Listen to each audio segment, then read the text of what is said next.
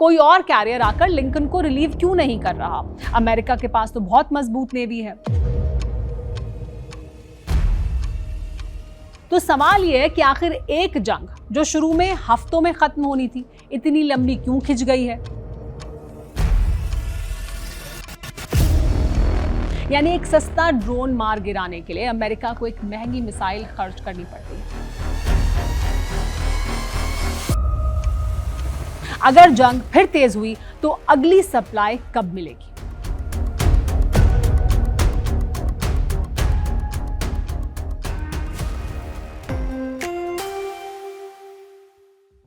TV9 digital में आपका स्वागत है। आपके साथ मैं हूं सुमेरा खान।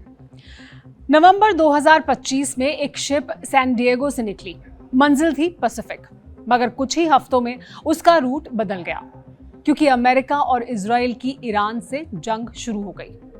आज 9 महीने के बाद वो शिप USS अब्राहम लिंकन अब भी समंदर में है।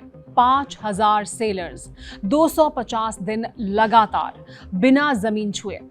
और अब खबरें ये आ रही हैं कि कई सेलर्स ने समंदर में कूदने की कोशिश की है। लेकिन ये सिर्फ एक शिप की कहानी नहीं है। ये कहानी है कि कैसे एक जंग दुनिया के एक दूसरे कोने में भी उतना ही असर डाल रही है जितना इन सेलर्स की जिंदगी पर उसका असर पड़ रहा है। तो चलिए शुरू करते हैं इसी शिप से। USS अब्राहम लिंकन अमेरिकी नेवी का एक निमिट्ज क्लास एयरक्राफ्ट कैरियर है जिस पर तकरीबन 5000 सेलर्स और मरीन्स तैनात हैं। ये शिप 21 नवंबर 2025 को सैन डिएगो से रवाना हुई थी। प्लान पैसिफिक का था, मगर हफ्तों के अंदर ही अमेरिका इजराइल की ईरान से जंग शुरू हो गई और इस शिप को सीधा मिडिल ईस्ट भेज दिया गया। तब से लेकर आज तक यानी करीब 9 महीने इस क्रू को सिर्फ 2 दिन जमीन पर मिले हैं। यानी सिर्फ 2 दिन वो जमीन पर आ पाए हैं। 1 दिसंबर में जब वो गुआम पहुंचे थे और 1 जुलाई में ओमान में। 250 दिन लगातार वो समंदर में है। मॉडर्न टाइम में यानी अभी के जंग के दौरान या पिछले कुछ सालों का अगर हम रिकॉर्ड देखें तो किसी भी एयरक्राफ्ट कैरियर के लिए ये एक रिकॉर्ड है अपने आप में, इतने लंबे समय तक इस तरह से उनकी तैनाती रहना। और अब इस लंबे डिप्लॉयमेंट का जो असर है वो भी दिखने लगा है। कई अलग अलग जो सोर्सेज हैं, जो मिलिट्री पब्लिकेशंस हैं, उनकी रिपोर्ट्स ये बता रही हैं कि कई सेलर्स ने शिप से समंदर में कूदने की कोशिश की है। सैन डिएगो में हुई एक इमोशनल टाउन हॉल मीटिंग के बारे में भी जानकारी सामने आई। करीब 200 जो फैमिली मेंबर्स हैं इन क्रू मेंबर्स के, वो नेवी लीडरशिप के सामने अपनी दुख को लेकर पहुंचे, अपनी टेंशन उन तक उन्होंने पहुंचाई है। एक सेलर की पत्नी ने बताया कि उसके शौहर ने उसे टेक्स्ट किया है, उसे उम्मीद है कि वो कल सुबह ना उठे। एक और सेलर की पत्नी एनाबेल लोमा ने बताया कि जब उसके पति का डिप्लॉयमेंट बार बार बढ़ाया गया तो उसने शिप से कूदने की कोशिश की। उसे डर है कि बर्नआउट की वजह से उसका 13 साल का करियर अब डिसऑनरेबल डिस्चार्ज के साथ खत्म हो जाएगा। कैलिफोर्निया के कांग्रेसमैन माइक लेविन ने भी हालात को बयान किया है कि किस तरह के हालात हैं इस एयरक्राफ्ट कैरियर पर। फफूंद लगे शावर हैं, टूटे हुए टॉयलेट हैं, हफ्तों से बंद लॉन्ड्री है, गर्म पानी नहीं लोगों को मिल रहा है, खाना सिर्फ आधा कप चावल और 2 टॉर्टिला मिल रहे हैं। 8 अगस्त को सेनेटर रिचर्ड ब्लूमेंथेल ने भी डिफेंस सेक्रेटरी हेग्सेथ और नेवी सेक्रेटरी हुंग काओ को एक सख्त चिट्ठी लिखी थी। उन्होंने उसमें साफ लिखा था कि बेसिक सप्लाई की कमी हो रही है, पानी में कंटामिनेशन है, प्लम्बिंग की दिक्कतें हैं, बिगड़ती मेंटल हेल्थ एक बड़ी चिंता की वजह है, डेक पर सेफ्टी की चिंता हो गई है और मेल सिस्टम में इतनी बड़ी गड़बड़ी है कि परिवारों के भेजे वाले जो केयर मैसेज हैं वो महीनों तक रास्ते में ही खो रहे हैं। ब्लूमेंथेल ने सीधा सवाल पूछा था, क्या नेवी का मौजूदा फोर्स स्ट्रक्चर और डिप्लॉयमेंट मॉडल इतनी डिमांड को टिकाऊ तरीके से झेल सकता है? नेवी ने जवाब में ये कहा कि शिप पर साफ पानी और चलता हुआ AC मौजूद है, मगर मेल और सप्लाई में रुकावट उन्होंने भी स्वीकार की। हालांकि डिफेंस सेक्रेटरी पीट हेग्सेथ ने इन शिकायतों को फेक न्यूज कहकर खारिज कर दिया। उन्होंने कहा कि ये सब फेक न्यूज है, ऐसा कुछ नहीं है। यहाँ हमें ये भी ध्यान रखना होगा कि मार्च 2026 में ईरान ने कई बार ये दावा किया कि उन्होंने लिंकन को मिसाइलों से हिट किया है, मगर US सेंटकॉम ने इन तमाम दावों को खारिज किया। उसके बावजूद कई वायरल वीडियोस भी आए, उनको भी फेक न्यूज़ बताया गया, उनका भी फैक्ट चेक हुआ, लेकिन हिट हुआ था और वो रिपेयर हो गया है। लेकिन जो अभी दुश्मन की वजह से जो क्राइसिस है, जैसे कहा जा रहा है, कुछ सोर्सेज ऐसा कह रहे हैं कि ये क्योंकि हिट हुआ, क्योंकि जो डैमेज हुआ वो पूरी तरह से दुरुस्त नहीं हुआ है, इस वजह से भी दिक्कतें हैं। तो वो उतनी दिक्कत की वजह नहीं है, बल्कि जंग की वजह से जो लंबा वक्त उन्हें वहाँ गुजारना पड़ रहा है, जो सप्लाई की कमी पैदा हो गई है, उसकी वजह से ज़्यादा दिक्कतें हैं। और ये सिर्फ लिंकन अकेला नहीं झेल रहा है, इसके साथ जो तैनात 3 और एस्कॉर्ट डिस्ट्रॉयर्स हैं, स्प्रून्स, माइकल मर्फी और फ्रैंक ई पीटरसन जूनियर, जंग शुरू होने से पहले इन्होंने ओमान और दुबई में छोटे पोर्ट कॉल्स किए थे। और उसके बाद जैसे ही लड़ाई शुरू हुई, इन्हें भी वापस बुलाना अब नामुमकिन हो गया है। स्प्रून्स तो पूरे डिप्लॉयमेंट में सिर्फ एक बार गुआम तक पहुंचा है। पूरा स्ट्राइक ग्रुप एक साथ यहाँ फंसा हुआ है, क्योंकि ब्लॉकेड और एयर डिफेंस मिशन के लिए हर एक जहाज की ज़रूरत है। तो सवाल यह है कि कोई और कैरियर आकर लिंकन को रिलीव क्यों नहीं कर रहा? अमेरिका के पास तो बहुत मजबूत नेवी है। हम दरअसल बार बार ना ये बात भूल जाते हैं कि अमेरिका बहुत ताकतवर है, अमेरिका के पास बहुत पैसा है और अमेरिका दुनिया की एक बड़ी सुपर पावर है। लेकिन उस सुपर पावर की भी जंग के दौरान अपनी लिमिट्स होती हैं, और वो लिमिट्स ये जंग टेस्ट कर रही है। और न सिर्फ ये जंग, क्योंकि अमेरिका पूरी दुनिया में कई जगहों पर अपने जो डिस्ट्रॉयर्स हैं उन्हें तैनात करता है, तो उसकी वजह से भी एक तरह की जो दिक्कत है वो सामने दिखाई दे रही है। यानी वो जो सुपर पावर है उसकी पावर की भी लिमिट्स हैं, ये हमें पता लग रहा है। और ये जानना अपने आप में दिलचस्प है। ये अमेरिका को एक सुपर पावर से उसका जो कद है, जैसे आप दुनिया में देखते थे कि सुपर पावर का कद, उसकी ताकत, वो तो इतना बड़ा डिस्ट्रॉयर फ्लीट लेकर चलता है, वो क्या कुछ कर सकता है, उसकी लिमिटेशंस क्या हैं और क्या हो सकती हैं, वो साफ तौर पर दिखाई दे रही हैं। तो ये जो सवाल है कि अगर अब्राहम लिंकन की इतने लंबे समय से तैनाती है जंग के मैदान में और ऐसे डीप सी में वो तैनात है, तो उसे रिलीव क्यों नहीं कर रहे हैं? कोई और अमेरिकी कैरियर आकर जो ये दबाव है इससे उसको राहत क्यों नहीं दे रहा है? तो यूएसएस जेराल्ड आर फोर्ड ने मार्च में उसमें आग लग गई थी, और हालांकि तब भी ईरान की तरफ से बताया गया कि उन्होंने मिसाइल हमला किया, इसकी वजह से आग लगी है। लेकिन अभी रिकॉर्ड डिप्लॉयमेंट के बाद वो वापस लौट रहा है। यूएसएस हैरी एस ट्रूमन जो 2025 में एक मर्चेंट शिप से टकरा चुका है, जून 2026 से 5 साल के ओवरहॉल में वो भी जा चुका है। यूएसएस जॉन सी स्टेनिस, उसका ओवरहॉल 14 महीने अभी भी लेट हो चुका है। और यूएसएस निमित्ज की सर्विस लाइफ मार्च 2027 तक इसीलिए बढ़ा दी गई है क्योंकि रिटायर करने की गुंजाइश ही नहीं बची है। एक उम्मीद है, यूएस नेवी की एक्टिंग सेक्रेटरी हुंकाव ने खुद ये कंफर्म किया है कि यूएसएस थियोडोर रोजवेल्ट को लिंकन को रिलीव करने के लिए तैयार किया जा रहा है, मगर इसको लेकर भी कोई टाइमलाइन नहीं दी गई है कि कब तक रिलीव किया जाएगा। एक्सपर्ट्स जो अंदाजा लगा रहे हैं उसके मुताबिक उनको लगता है कि सितंबर 2026 तक शायद रिलीव किया जा सके। तब तक यही 3 carrier, Abraham Lincoln, George H.W. Bush और जॉर्ज वॉशिंगटन, पूरी दुनिया में अमेरिका की कैरियर प्रेजेंस को संभाल रहे हैं, और इस वजह से वो जहां तैनात हैं वहां से वो हट नहीं सकते हैं। और अगर लिंकन को पोर्ट कॉल करनी भी है तो वो जाए कहां? पोर्ट कॉल का मतलब समझते हैं, ऐसा नहीं है कि उन्हें किसी भी बस पोर्ट तक पहुंचना है, यानी लैंड पर पहुंचना है, नहीं। पोर्ट कॉल का मतलब है कि ये इतने बड़े बड़े जहाज़ हैं, इन्हें सर्विस की ज़रूरत होती है, और इनकी सर्विस हर जगह नहीं हो सकती है। इनकी सर्विस आप वहीं कर सकते हैं जहां पर इनकी डीप सर्विस मुमकिन हो। तो वो कहाँ हो सकती थी? पहले गल्फ़ के जो पोर्ट्स हैं जहां पर 5th फ्लीट का हेडक्वार्टर था, वहां हो सकती थी, बहरीन में हो सकती थी, दुबई में हो सकती थी, लेकिन वहां तो वो अभी जा नहीं सकते हैं, वो इस्तेमाल के लायक नहीं बचे हैं। ज़्यादातर बहरीन में जो उनके हेडक्वार्टर था उस पर हमले किए गए हैं, वो इस लायक नहीं है कि वहाँ पर सर्विस हो सके। साथ ही यहाँ पर जाने को तो इसलिए भी पॉसिबल नहीं है क्योंकि वहाँ तो सीधा ईरान का ख़तरा है, क्योंकि वो ईरानी मिसाइल रेंज के अंदर आते हैं। खुद गल्फ एलाइज अपने इंटरसेप्टर्स लगभग खत्म कर चुके हैं, तो वो बचा भी नहीं सकते हैं, या उस मजबूती से शायद नहीं बचा सकते हैं। इसके अलावा 3 और ऑप्शंस बचते हैं जहां वो जा सकता है, जहां वो पोर्ट कॉल कर सकता है। ये है सौदा बे, क्रेट जो ग्रीस में है, भूमध्य सागर का इकलौता ऐसा गहरा पोर्ट है क्रेट जो सुपर कैरियर को संभाल सकता है, मगर वो लिंकन के मौजूदा ऑपरेशनल एरिया से बहुत दूर है। यानी जहां वो इस वक्त तैनात है डीप इंडियन ओशन में, वहां से उसको वहां जाने में, यानी क्रेट ग्रीस वहां तक पहुंचने में उसको बहुत दूर तक सफ़र करना पड़ेगा, और ये उसका एरिया ऑफ डिप्लॉयमेंट है, तो यहाँ से उसे हटा नहीं सकते हैं। डिएगो गार्सिया हिंद महासागर में है, ये पास है, यहाँ वो जा सकता है, लेकिन वो कितना सुरक्षित है इसको लेकर भी सवाल है, क्योंकि मार्च 2026 में ईरान ने यहाँ भी हमला किया था और दरअसल संदेश यही था कि यहाँ पर भी वो हमला कर सकता है, तो ये भी बहुत सेफ नहीं है। दुक्म, ओमान, यहाँ पर जा सकते हैं, ये सबसे नज़दीक है, इसीलिए लिंकन ने जुलाई में सिर्फ यहाँ पर एक बार बहुत संक्षिप्त सा स्टॉप किया था। लेकिन सिर्फ क्रू ही नहीं थक रहा है, खुद शिप भी थक रहा है, यानी सिर्फ क्रू को ही लैंड पर नहीं आना है, शिप भी तो थक रहा है, शिप को भी सर्विस चाहिए, क्योंकि आप समझे ये कितने बड़े बड़े शिप्स हैं, इनकी जो सर्विस है उसका एक टाइम पीरियड होता है कि कितने समय में उसकी सर्विस होनी चाहिए। वो सर्विस उतने समय में होनी चाहिए, अगर वो सर्विस नहीं होगी तो दिक्कतें होंगी। साथ ही आप ये भी समझें कि मौसम बदल रहा है। अगर सर्दियों में इस शिप को जितने समय ये डिप्लॉय रह सकता है, गर्मियों में वो समय घट जाता है, क्योंकि लिंकन इस वक्त लगातार गर्म और उथलते अरेबियन सी और पर्शियन गल्फ के पानी में है, जहाँ तापमान अक्सर 30 डिग्री सेल्सियस के पास रहता है।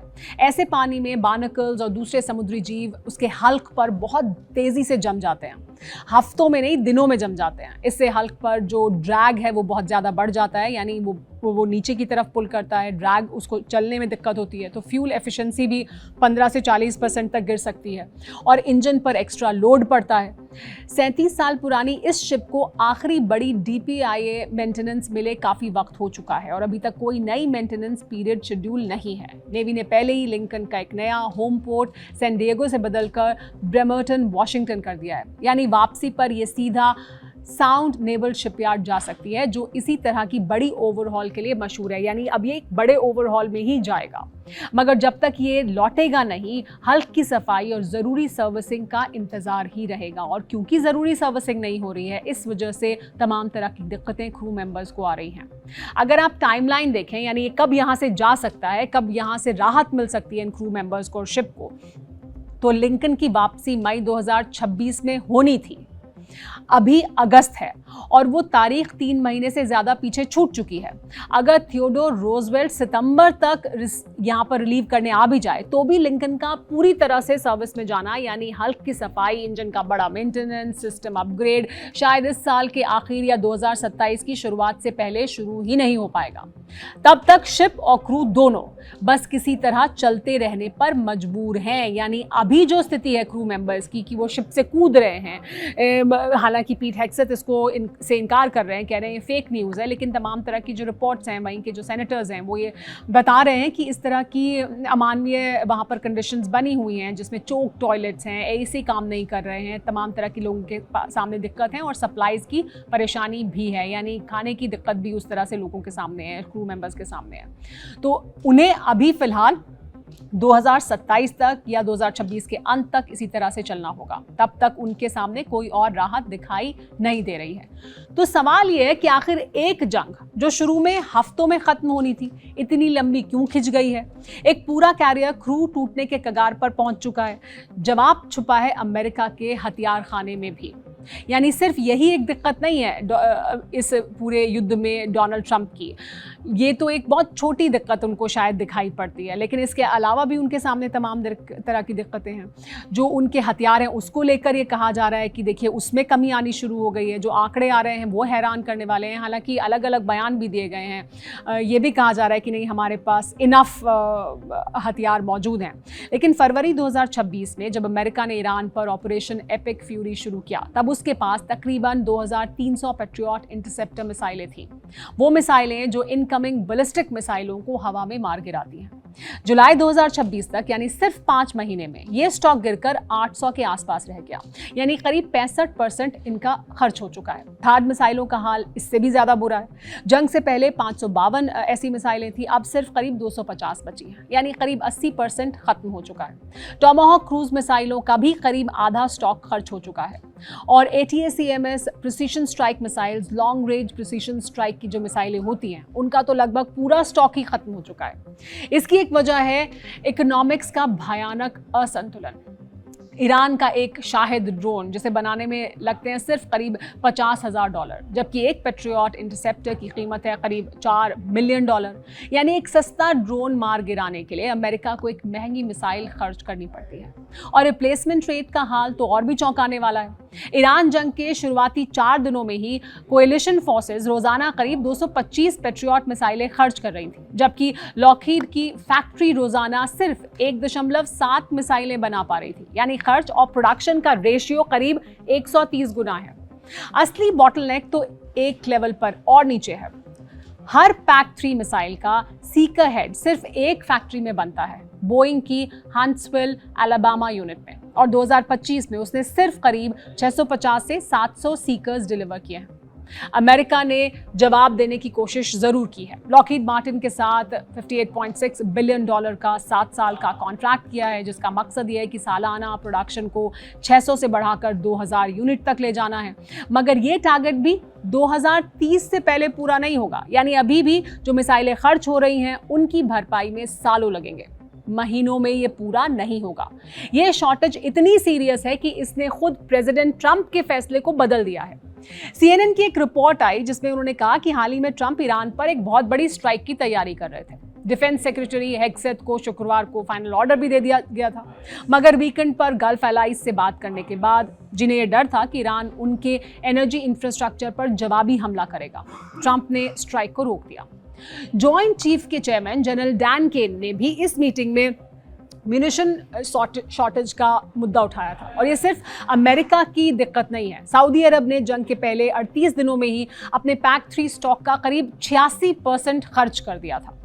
2800 में से सिर्फ करीब 400 मिसाइलें बची हैं। UAE ने अप्रैल तक 537 बैलिस्टिक मिसाइलें, 2256 ड्रोन और 26 क्रूज मिसाइलें इंटरसेप्ट की, अपने ही पेट्रियट और थार्ड इंटरसेप्टर्स से।